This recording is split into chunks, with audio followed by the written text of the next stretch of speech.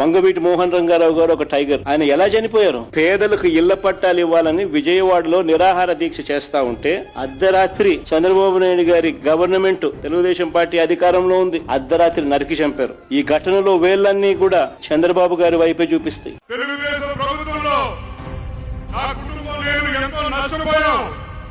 ఇవాళ ఆ నష్టం ఇవాళ కూడా పూడ్చుకోలేని పరిస్థితిలో ఉన్నాం. నిరాదీక్ష చేస్తుంటే నా తండ్రిని 1988లో రంగగారిని పొట్టను పెట్టుకుని తెలుగుదేశం పార్టీ కావాలని చెప్పి వాళ్ళందరూ అడుగుతున్నారు. బహుశా భారతదేశ చరిత్రలో ఎక్కడ జరుగుతుంది లాంటి సంఘటన అది.